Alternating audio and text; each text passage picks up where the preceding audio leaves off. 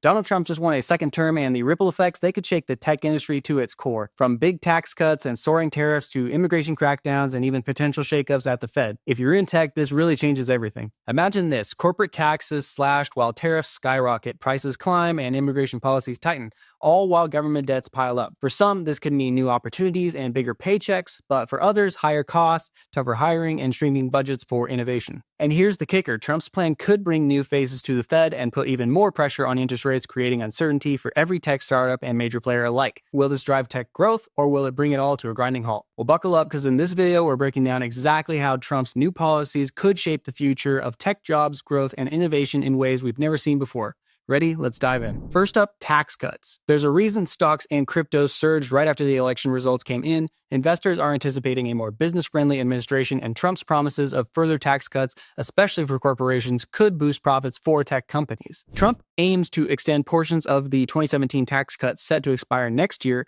and introduce more corporate tax cuts. But here's where it gets interesting. He's also talking about big tax breaks for workers, which could help the tech workforce directly. Although this would mean some tax relief for workers, experts warn it could reduce their future Social Security benefits because payroll taxes fund Social Security. And for seniors who make up a significant voting base, Trump has promised to end taxes on Social Security benefits. Around half of Social Security recipients currently pay federal income tax on these payments, mainly those with higher incomes. Trump's tax plans might mean more take-home pay for some, but there's a catch. If the revenue from these taxes isn't replaced, Social Security could face a shortfall by 2031, potentially forcing a 30% cut in benefits. In addition, Trump's proposal includes a dramatic tariff plan to offset revenue lost from these tax cuts. He's suggested tariffs as high as 10 to 20% on all imports, which could impact the cost of goods in the U.S. But as always with tariffs, U.S. importers, not foreign countries, tend to bear the costs. This could mean higher prices for everything from tech hardware to consumer electronics. Of course, all this depends on whether Republicans can hold control of the House, which would be essential for implementing many of these ambitious tax proposals. For the tech industry specifically, these tax cuts and tariffs could mean more capital for growth, but potentially higher costs for products and parts sourced internationally. Now let's talk about tariffs. Trump has proposed an across-the-board 10 to 20% tariff, as I mentioned earlier, on all imports, with potentially massive tariffs on goods from China, some as high as 60%. He's even floated the idea of a 100% or 200% tariff on cards made in Mexico or on products from companies that shift manufacturing out of the U.S. Trump claims these tariffs will boost American manufacturing, create jobs, and bring in revenue to help pay for other policy initiatives, like those ambitious tax cuts we just covered. But in practice, it might be different. Tariffs are often paid by U.S. importers, not foreign countries, which means these costs often trickle down to U.S. consumers and businesses. For tech companies specifically, this would mean higher costs on imported components and hardware. While tariffs are meant to incentivize reshoring, the reality is that U.S. labor costs are still high, making it more affordable for many companies to manufacture overseas.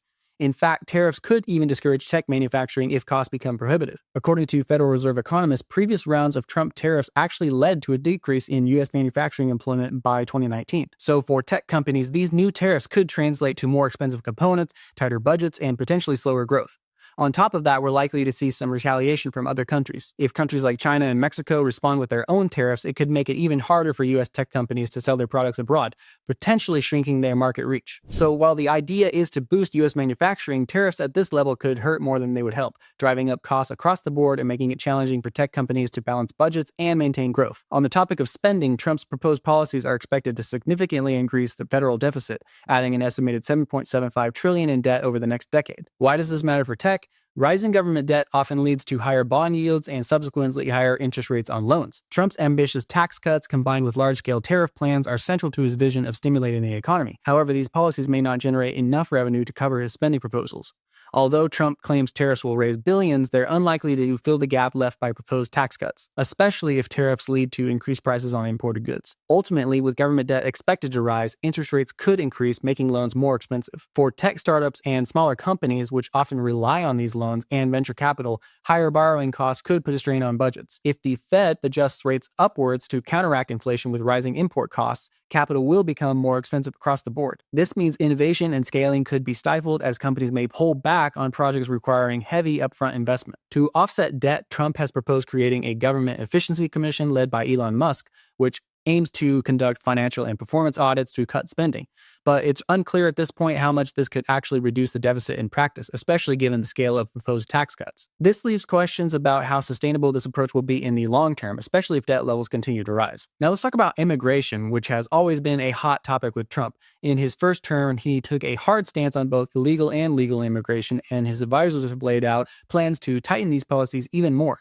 For tech jobs, this could have pretty big implications. For instance, Trump has repeatedly linked immigrants to higher costs in areas, especially like housing, pledging to address this through mass deportations. He also aims to prevent undocumented individuals from accessing mortgages, which he argues would lower housing costs. However, the tech industry could feel ripple effects as mass deportations and stricter immigration policies reduce their workforce.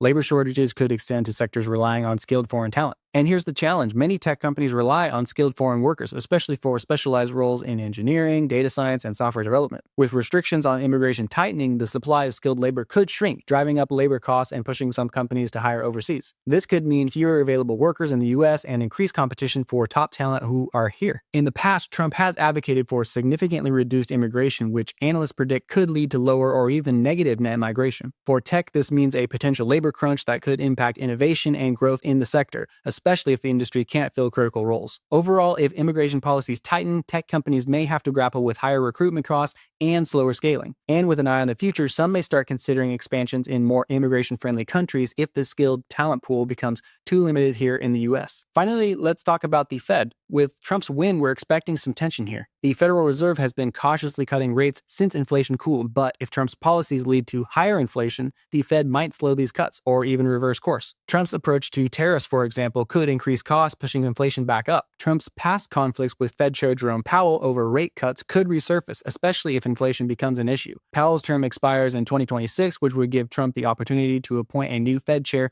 more aligned with his approach to monetary policy. And Trump has also pledged to take a critical look at federal spending by creating an efficiency commission led by Elon Musk, which I mentioned earlier, aimed at reducing government waste. While this initiative could in theory manage debt, it's uncertain how it would work and whether it would significantly impact federal spending in the near term. Trump has also expressed frustration with the Fed's independence in the past, suggesting that he believes the president should have more influence over monetary policy.